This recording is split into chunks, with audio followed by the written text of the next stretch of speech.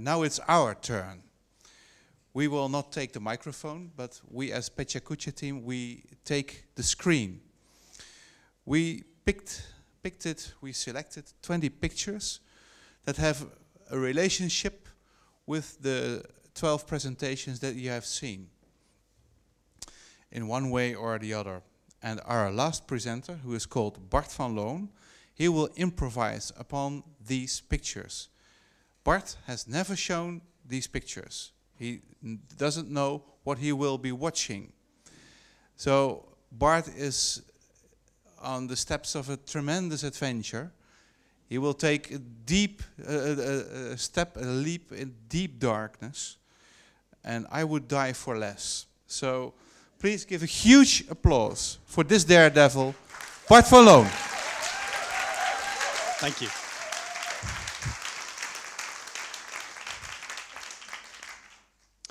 Okay, before we start, I don't only not know what the slides will be like, I also don't really know what I'm going to talk to you about. So I'd like to ask you, to give me any topic, any statement, any premise that you want me to either defend or counter-react to. Anything you want. Passion. What about passion? Passion is good. That's a statement. I want something more disruptive. A statement which fits Pecha Kucha. Yes. Sphinx toilet bowls. Sphinx toilet bowls. Toilets. Okay, what about toilets? Toilets are liars. All right. What about something else? Sorry.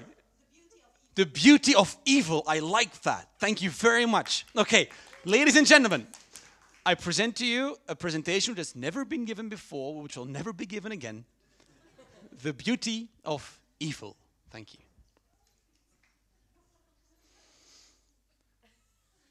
When I was born, I came out a little bit disfigured, I might say.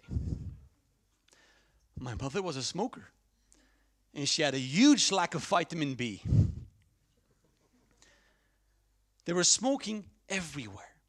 When I grew up, they were smoking, and the second marriage, they smoked again. The third marriage, they smoked again. Everything in my life was blurry.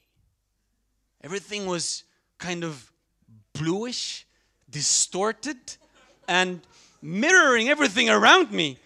I never knew good from wrong. I never knew bad from good, evil. Everything was the same for me. Everything was very abstract and pink. And that's why I want to tell you, just like the picture you see right now, evil can be beautiful. I grew up a little bit more. I started to read. I had learned a lot of letters.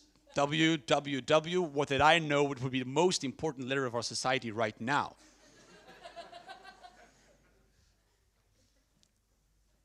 Good things, bad things. Another example. I was 5, 6 years old. I went to my first school and nothing was allowed. Nothing was allowed. You remember those schools you had to eat without saying a word?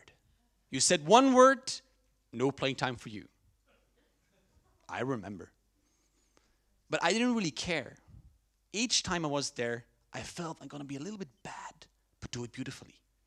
So each time, during lunchtime, I was saying beautiful words and beautiful things to the girls mostly around me. Of course, it got me in trouble.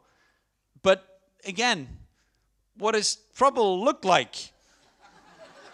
If it's beautiful, it's very distorted again.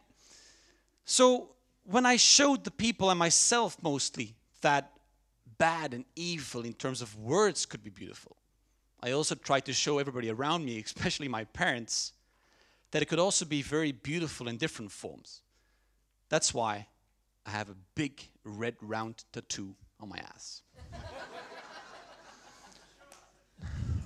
I'll show you afterwards. Tattoos are not necessarily bad.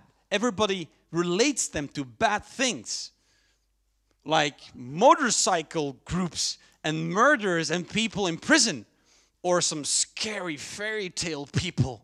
They're always tattooed, they're always smoking again. But all that evil, ladies and gentlemen, it can be so beautiful. I'm really going to show you my ass. Who knows the fairy tale of the black crystal ball? The black crystal ball always tells you the truth we don't want to hear, the truth about ourselves, the truth about your ass in the black dress on Christmas. The black crystal ball explains us the future in a bad, bad way. The future of our life, which is in fact a stage. Everything we do is a stage, it's improvised. It can be good, it can be terribly bad.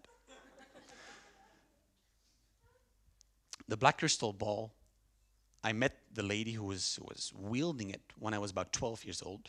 I was in Poopville, England. And I asked her, what will I be doing 10 years from now?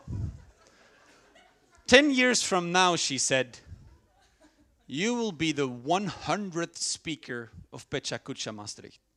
And I want to take this opportunity to thank the audience, the audience and the organizers for a wonderful event, because I am, in fact, the 100th speaker of Pecha Kucha. So a round of applause for those guys. Thank you very much.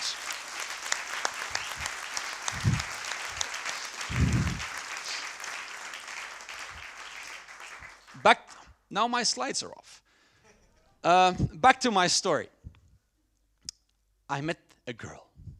I was 14 years old, meanwhile, and I said to that girl, I want to fuck.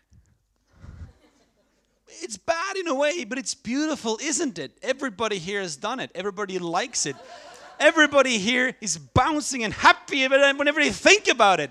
Everybody here says they do it more often than they actually do. Of course, I was a little bit young. She was a little bit young as well. It didn't work out all that well. But, back to the playing ground, and up we went. 16-year-old, 18-year-old. Life became so beautiful in a bad way. I was still, and I'm still that naughty boy I was when I was born smoking. Yeah, sex. Isn't that the most beautiful evil thing there is? Isn't it delicious and especially nice with vegetarians? My wife is a vegetarian. That's true. And I mean, of course, that makes me want a little bit like an accomplice. I'm not lying. Because you couldn't tell it that way anyway.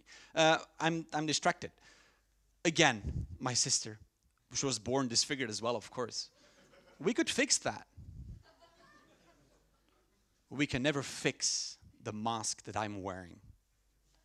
The mask of beautiful evil that I'm wearing every day of my life, that I'm wearing right now, and that is disturbing so many people all the time.